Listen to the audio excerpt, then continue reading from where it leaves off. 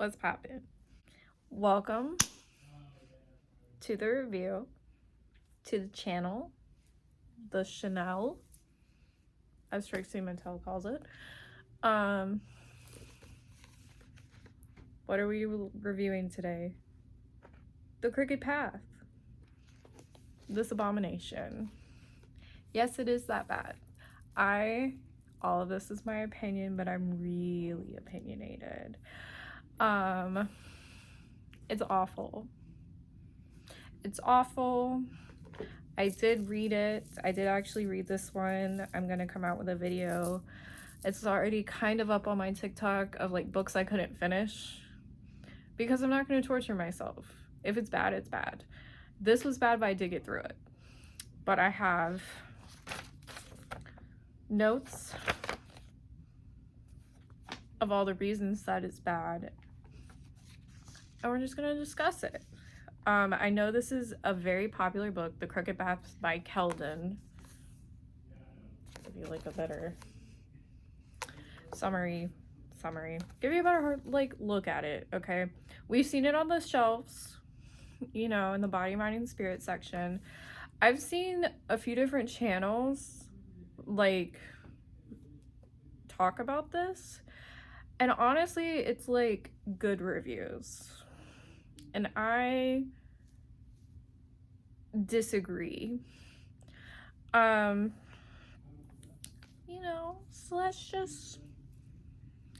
discuss it. Let's discuss my opinions. So first of all, it's called The Crooked Path, An Introduction to Traditional Witchcraft by Kelden. One word name like Madonna, Zendaya, Cher, one word name. And like, it's common for people in magical practices to change their name to a more fitting name. But it's one name, and this is a man. And I am biased. And that I should have seen it as a red flag, and I was correct that it is a red flag. I said what I said. This is he. Let me give you a little rundown. Let me read the back. Okay. Learn to walk the path of traditional witchcraft. Part the thorny bramble and take a walk along the bewitchingly mysterious crooked path. Within these pages, discover a wealth of hands-on tips and techniques to begin your journey into the realm of traditional witchcraft. Learn to weave a powerful personal practice that is informed by folklore and grounded in your own location and natural landscape. Along the way, you will find valuable information regarding the tools, rituals, and spells of this fascinating tradition, together with lessons on connecting with deities, familiar spirits, ancestors, and the spirits of place. With supportive evidence and encouragement, Kelden provides everything you need to successfully navigate your own path, helping you master even advanced practices such as hedge crossing as you transform your day-to-day experience into a life filled with magic and spirit. Sounds promising. The cover's cool. I like the cover, but written like an essay, written by a man, you can tell. Girlies, you know what I mean. Let's get into it. You know, let's. So I'm gonna just start going down my list, and we'll discuss further and show example where we need to. First things first, one word name. We already talked about that. It was in fact a red flag.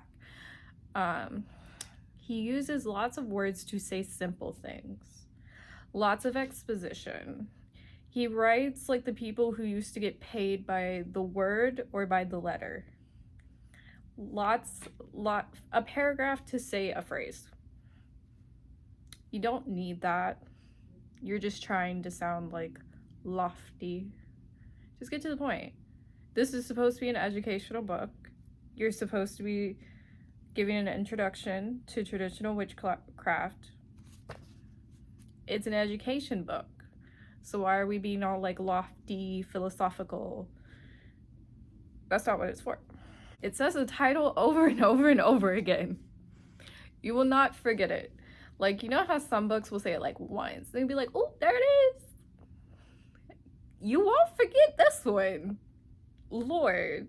It's formatted like an essay, as I said. And it's not like, I'm not talking about like your college essays. I'm not talking about your like PhD theses, you know. I'm talking about middle and high school. You have an introduction where you say everything you gonna say.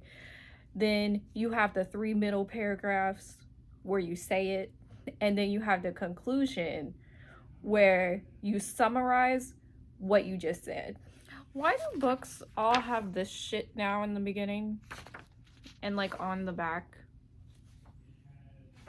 It's other people and things and like companies praising it.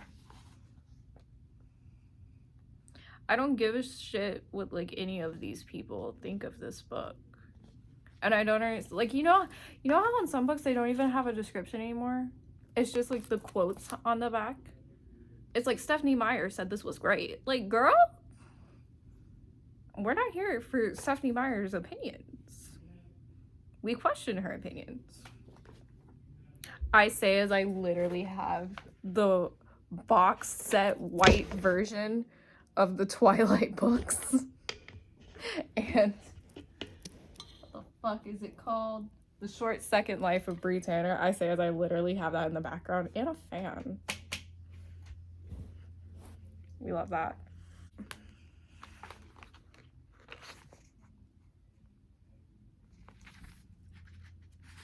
Why? It seems like he keeps switching sides between calling Wicca and traditional witchcraft very similar and very different. So as we go into reading this book, he starts off with being like, so you came here for traditional witchcraft. A lot of people think it's Wicca. It's not. But all of these parts are the same. He's like, it's completely different, except for 75% is the same. It is very hard to distinguish what is traditional witchcraft and what is something else throughout this entire book, not even just when he's talking about Wicca versus traditional witchcraft. He doesn't know how to argue. He keeps flipping back and forth. Well, he'll be like, this is traditional, this is Wicca, this is Wicca, this is traditional. Like, back and forth, back and forth, back and forth. And then it even goes into the end of the book where he starts talking about other practices entirely. And like, but how they also have similar things to this. And then you're like, okay, but which one are we talking about? Like, are we talking about like Egyptian stuff? Or are we talking about like this? Like, why are there all these comparisons if you're trying to say that it's different? It's Wicca, but a different color. Like, you just colored it in a little bit, but it's still Wicca. Like, it's still a Wicca coloring sheet, and you just did it wrong. Like, that's what it is. And maybe, and I'm not here to say that that's what traditional witchcraft is, because I got this book to figure out what it was, because I didn't know. Let me tell you, I still don't know.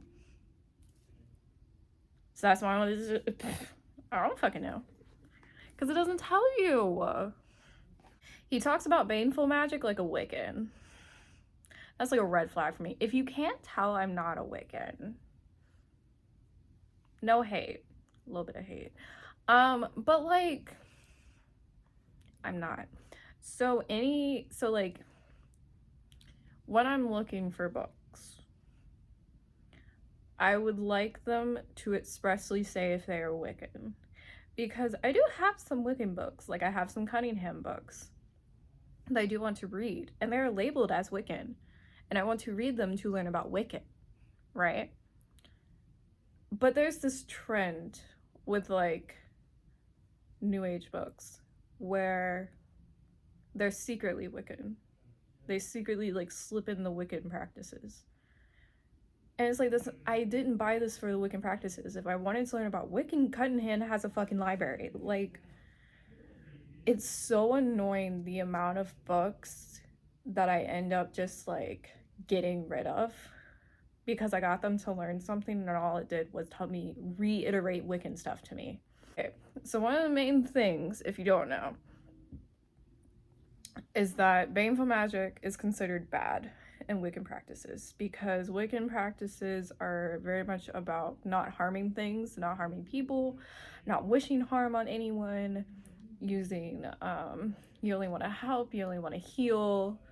Like, it's very like, yay, magic. Like, olden days would call it like light magic, which educated people know there's no difference between light, like white and black magic. That's just bullshit. But it's that sign, it's like goody two shoes magic, basically, where it's like, we don't do anything bad. Doing something bad is bad. It's like the threefold rule of, if you do something bad, it's going to come back to you threefold. Like, it's the layer of fear mongering that being an ex-Christian just makes me absolutely revolt from. And so that's how baneful magic is talked about, where it's not like, he doesn't describe it as like a threefold rule. There's also like a big thing with numbers and like Wiccan and things like that. But he says things will come back to get you, which is karma, which is by extension fear mongering. Like, you don't want to do anything bad because it'll come around to hurt you. That sort of thing. He says it should only be used in an emergency. I would like to know what he classifies as an emergency.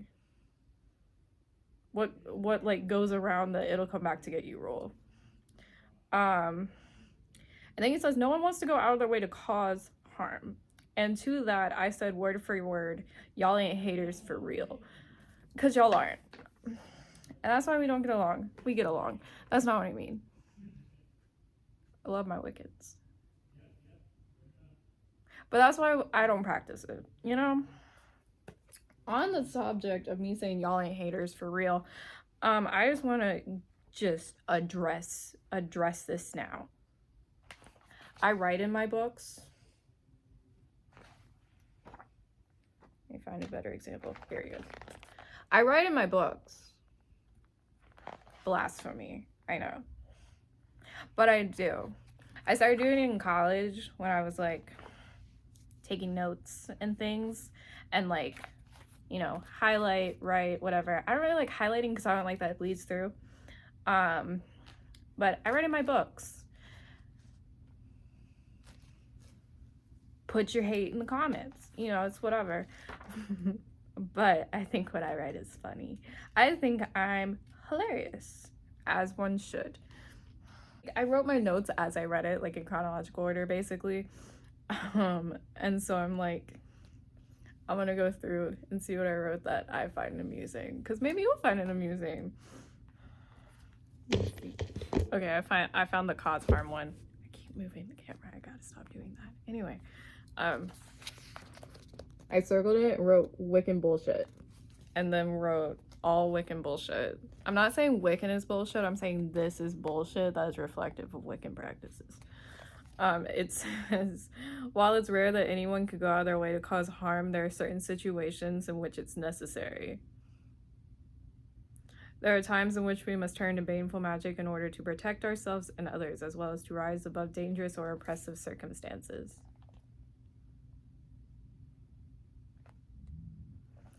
Stop.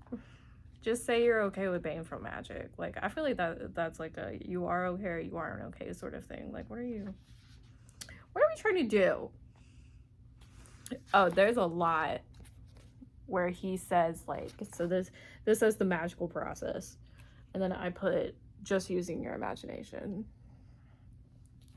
because it has a lot of like things you can do, visualizations, workings, whatever, what have you, and most of them are the equivalent of doing nothing.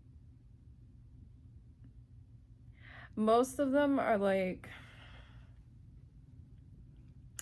I feel like for something to be worth writing down and putting into a magical book, that you need to do something. Something needs to be physically done. Maybe mentally. But like, you gotta do something. This is imagination. Determining your magical intention, visualizing your magical intention, raising or channeling the necessary magical power, projecting your combined intent and power. So all of that is just deciding what you're going to do and doing it. You see how quickly that's said? You see how it doesn't need all of this?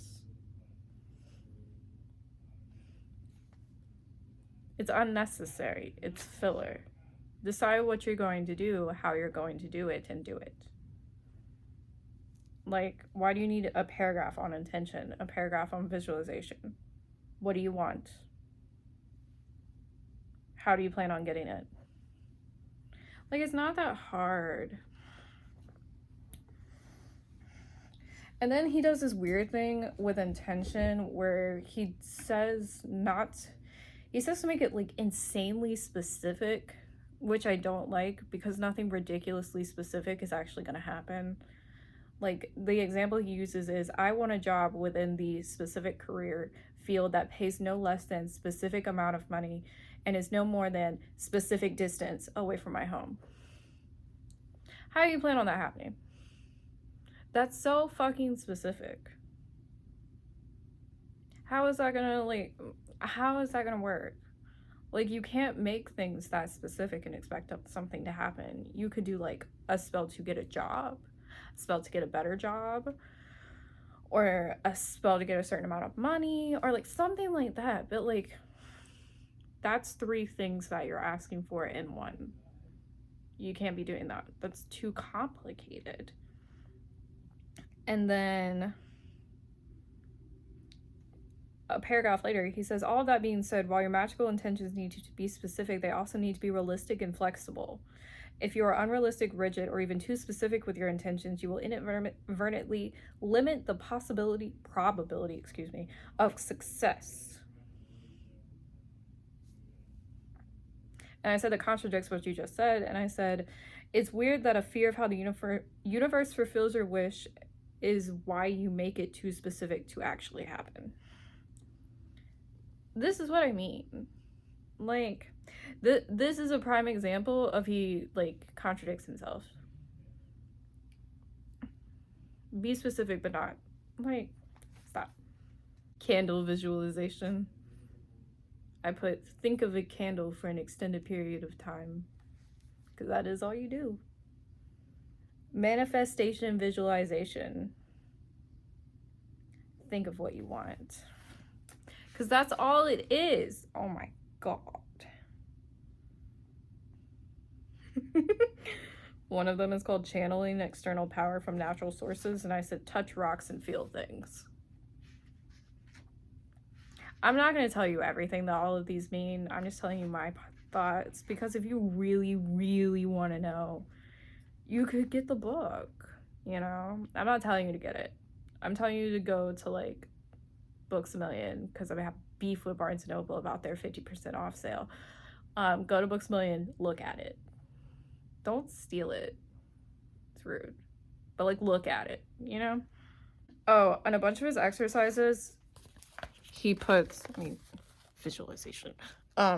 Purpose, location, time, and tools, which makes sense, except in, like, 90% of his exercises, the time is any time. There's nothing explicitly wrong with that. That just irks me, because if the time is any time, then why include that as, like, a thing? On the topic of exercises, I put exercises are just opinion questions on what you read, not informational. Okay, so at the end of exercises, it'll say in your journal. And then he asks these, okay, so you know in school when you would read each other's essays and then you would have to say something about it? You would have to like those sort of things? Like, you didn't care, but you had to pretend you did? It's like the end of exercise 2. It says comparing traditional witchcraft and Wicca. I'll just read you the whole exercise for context. Purpose: to reflect upon the similarities and differences between traditional witchcraft and Wicca. Location, a quiet space where you can think and write. Time, anytime. Tools, your journal and pen. In your journal, respond to the following questions. What do you see as the primary differences between traditional witchcraft and Wicca?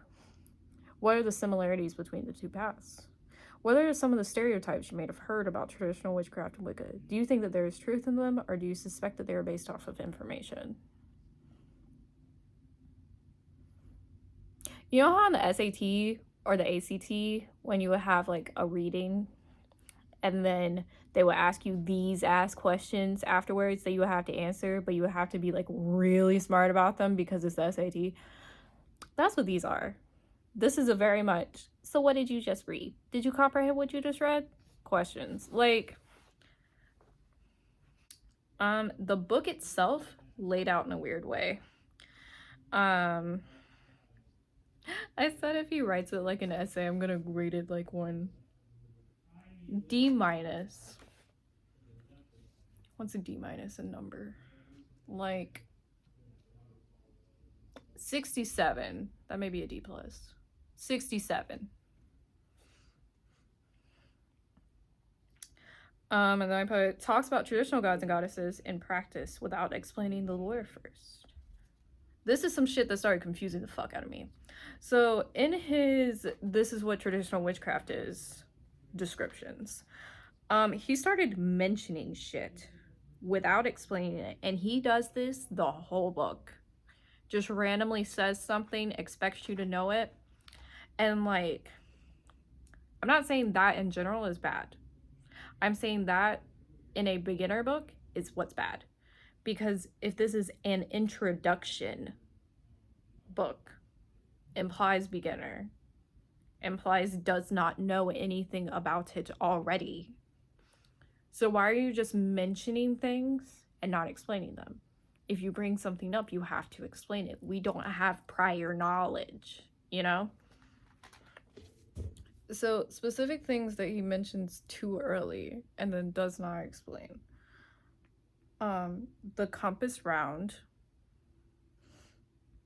treading the mill, the housel, and the witch father. He mentioned all those things and honestly more without any context what they are. And then it's not like an immediate, okay, so here's what they are. It's like in part 2, in part 5, in part 6, we finally understand it. Don't mention something if you aren't going to explain it. That irks the hell out of me. You saying things and then being like, I'll explain them later, don't worry. Irks the fuck out of me. Explain it now. I'm not a be patient ass type of person. I'm trying to learn. I'm here to learn. Teach me, you know? So he talks about candles and incense, and he starts to talk about color associations with candles. And he only gives associations for, well, what he says is the color of the candle will often be based upon your specific intention. Green for prosperity, red for protection, blue for healing. Red for protection is a weird one. That's weird. Anyway, white and black candles work great as all purpose magical options. I would say white does. I wouldn't say black works for everything. But I said if this is for beginners, why not list out all the color associations since you brought it up? Because he brought candles up as a means of like working, but then he started bringing up the colors of candles out like just randomly. Like it didn't have to do with what he was talking about. So that's why I'm like, if you're gonna bring it up, fully bring it up. Tell me all the colors since you decided to tell me 4 of them. Like you didn't need to say any of that if you didn't want to go into that. Like if you didn't want to go into the bare basics of this is what color association is, then don't go into it. I said it's giving the Satanic Bible. I can't read my own handwriting. I said it's giving the Satanic Bible, claiming to not be like Christianity, but then describing rituals and ceremonies that are goth Christianity. Now, Satanic Bible is a completely different book review. that I need to do a lot of research on, but I am going to talk about at some point on this channel because I like the study of all religions and I find them all interesting. But if you read the Satanic Bible and look into Satanism, it is very goth Christianity because there's still church and like the idea of there still being like church, still being ceremony, still being like sermon. Like that's what I mean by the Christianity. Like their actual like beliefs in what isn't, because they're atheists. You know, like you may not know. This may be your wake up call. Satanism is actually worshiping yourself as a god, not worshiping Satan. The Satanic Temple worships Satan. Two different things. I will be discussing that because I didn't know, so I read the book, and apparently a lot of people don't do that. If you don't know, read the book. If there's a book, read it. Find out for yourself, because everyone was like, oh, Satanism is devil worship. Blah, blah, blah, blah, blah. No, it's not. The Satanic Temple is. It's completely different. Also, I'm not saying it's bad. I don't have beef. We're cool. It's just like coming into this practice, you start to realize how many people are ignorant to what is actually going on and to the fact that there's information out there that's easily attainable. The Church of Satan's website has a question and answer page.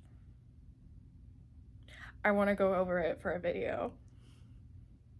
It's so informative. It's so cool. Anyway, that's a side note. I said you can copy my homework but make it look different. The written exercises are customer service surveys on what you just read. And we all know we don't do the customer service surveys. Okay, so then I finally got to the point in the book where he talks about the witch father, the aforementioned witch father that I didn't know what the fuck was. But there's a witch father and mother, and they're basically the god and goddess of Wicca. At least that's how they're initially introduced. And as soon as he brought it up, I was like, you would just have a main male and main female deity. Like you would. Why didn't I see that coming? So I wrote two interesting things on this page that I need to discuss. One is you're working on the same mechanics like sexually choking someone. Okay, so this is in reference to one of the three main rituals of traditional witchcraft, which are the three weird things that I mentioned earlier besides the witch father that he didn't explain. Now he's explaining them. And so one is treading the mill. Let's see. When treading the mill, the witch moves forward with their head turned to the side and slightly cocked back, gazing steadily upon the central point. While walking with your head turned to the side and slightly tilted back, you effectively restrict some of the blood flow to your brain. Why can't I read now? When this is paired with a continuous focus upon a central point, it creates a hypnotic effect. The neck thing, to where you're like restricting blood flow, it's the same idea of like if you get choked correctly sexually, which I thought was interesting. And then the next part. Okay, the next part I feel is just strange. Correct me if I'm wrong, but it says traditionally the mill is trod with slow and steady movement, sometimes with one foot dragging behind the other, an action known as the lame step, an homage to the lame-footed spirits of blacksmithing, such as Tubal-Cain. I'm white, I apologize. Who were venerated by Cochrane. Don't ask me how to pronounce things. I only know English.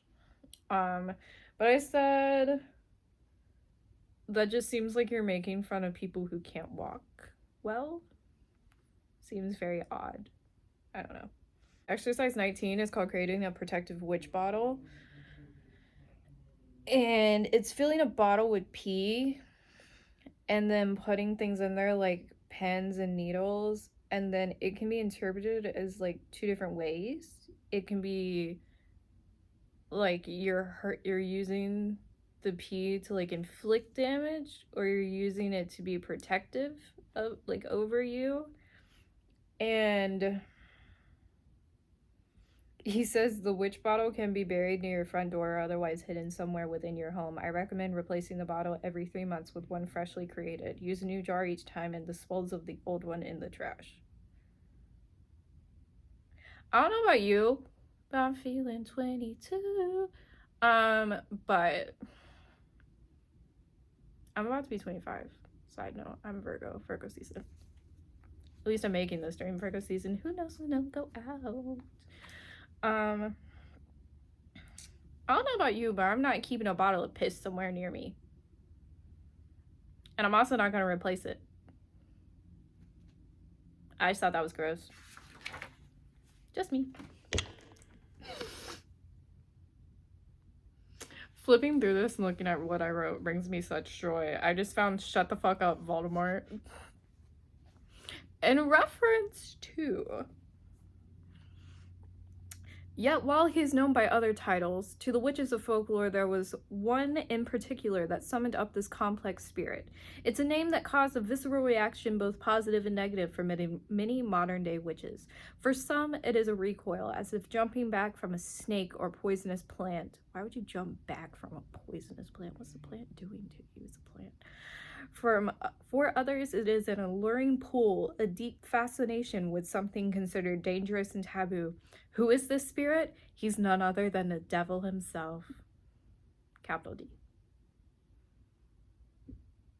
Voldemort much? Like, let me say everything scary before I say the name. Stop. I've reached the point where I almost threw the book. And I almost didn't finish it. And I almost put it in the pile of too stupid to read. Was this point that I reached where he started talking about why a bunch of documentation of witchcraft and such doesn't have a lot of pagan things in it. Let me explain. He says, looking back through historical or folkloric accounts of witches, you aren't likely to find stories of them working with deities like Pan, Cernunnos,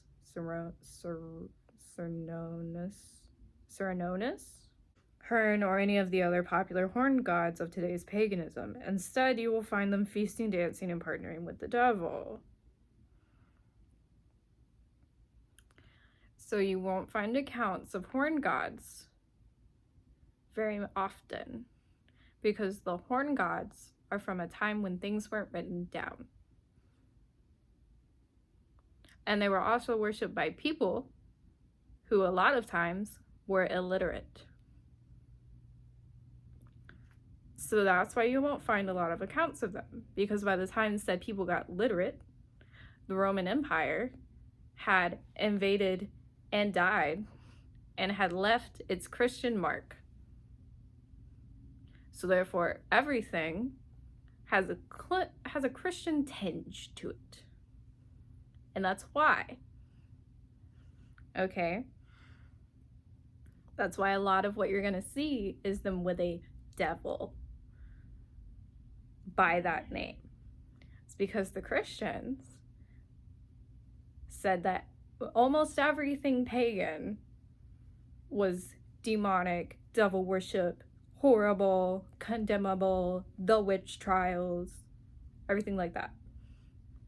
That's why. This does not disprove them. This is why. It's clear that you're too stupid to understand that. Also, directly after that, he says, but be that as it may, many people have postulated, you don't need to use that word, that the names of pagan gods would have been omitted in the trial transcripts of prosecutors and replaced with the term devil. You don't need to use the word postulated because that is what happened. It is. Do not bring up the history of the Christianification of written literature if you don't want to discuss it. Shit makes me angry. And at that point, I almost threw the book. But to everyone's enjoyment here, I didn't.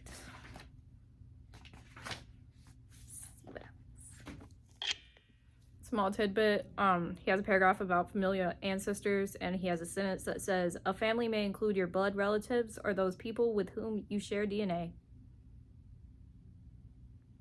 As we learned in science class, that means the same thing.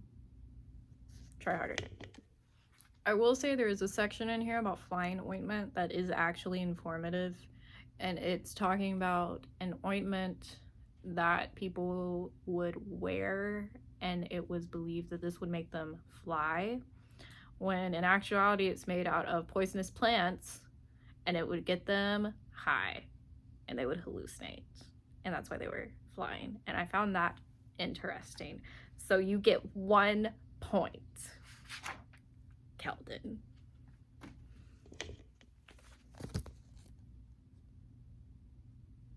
Five-paragraph essay-ass, conclusion-ass page. Anyway. Okay. The witch father and the witch mother.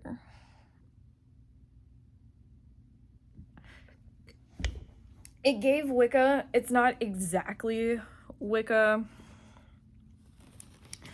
but basically it seems like the witch father is the equivalent of the devil, and that big passage about the devil that I read was him leading up to saying that, which isn't new or different or special, so I don't know, whatever. So continuing talking about the witch father, also he barely touches on the witch mother. I guess she's just like not equally important, which is, I assume she would be because of Wicca, but maybe they're different that way.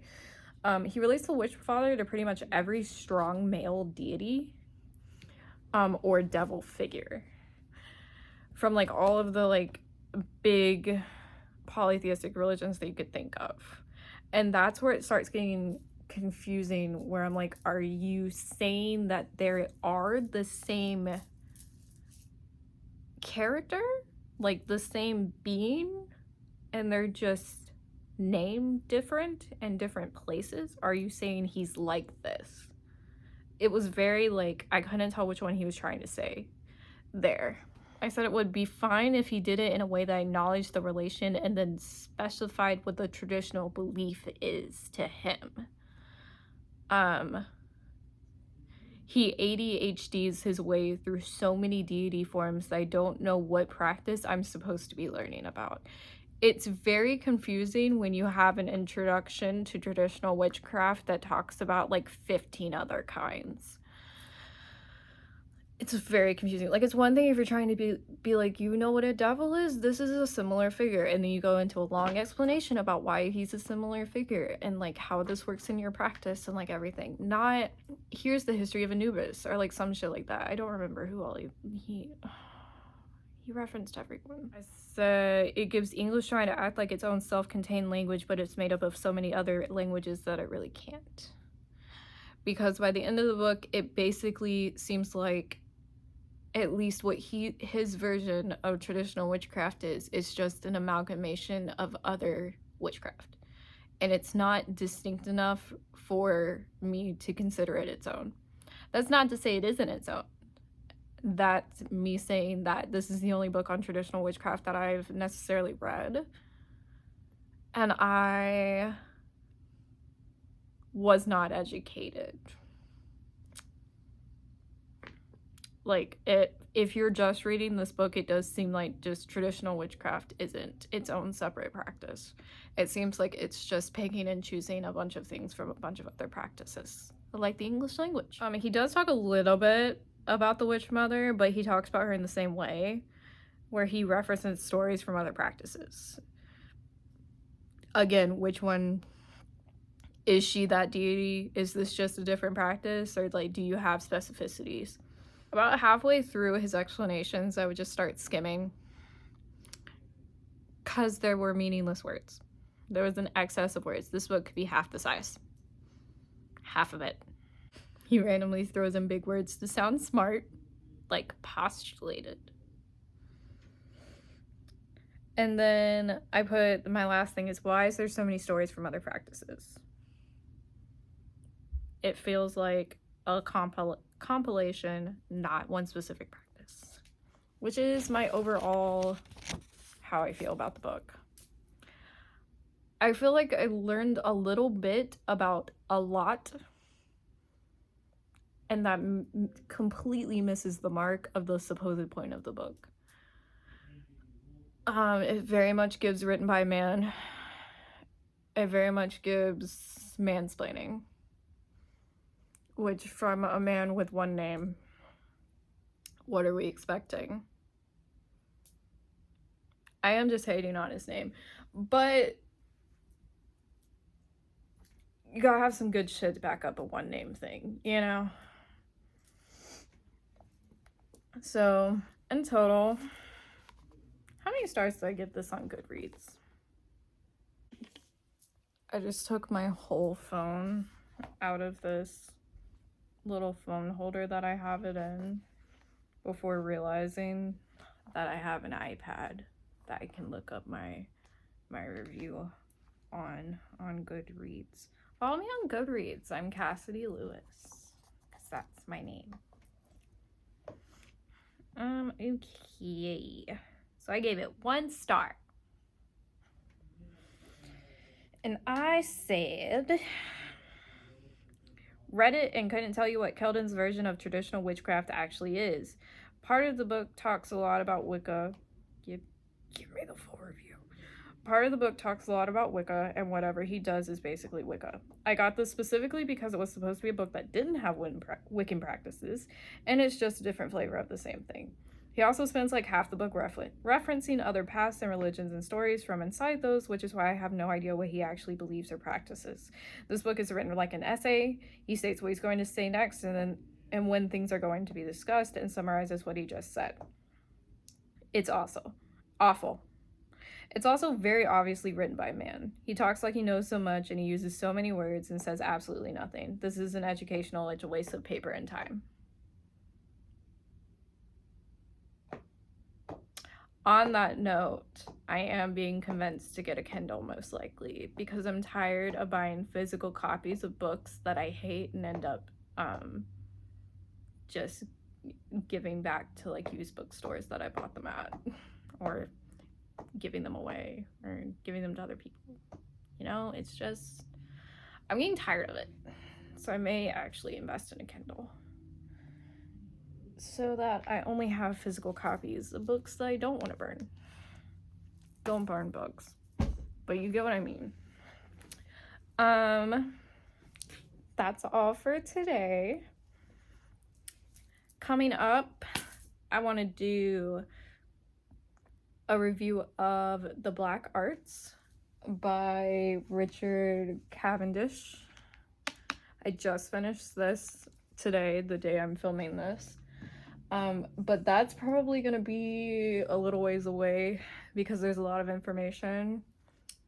And that is gonna spark more talks about other books too. So that's gonna be coming up. I want to do a video on books I couldn't finish. I also need to organize my library. This is a very small section of my library. This whole wall is my library, like this whole wall of my room. And it's not organized at all, except for the fact that in this little cube, this little 9x9 that I'm sitting in front of, is all of my witchcraft books. I did at least do that when we moved in. I did at least put them there, but they're not in an order. They're just here. And then all the rest of all the books that I own are just spread out on my other shelves. And I really need to organize them. So that will also be one. But anyway, like, follow, subscribe, whatever the hell you do on this platform. I'm on Instagram as Pale Witch Cass. I haven't posted any witchcraft stuff on there, just so you know. But I'm on Instagram. I'm on TikTok as Pale Witch Cass. What I'm doing on it will be seen on TikTok much sooner than it's seen on here. And yeah, see you next time.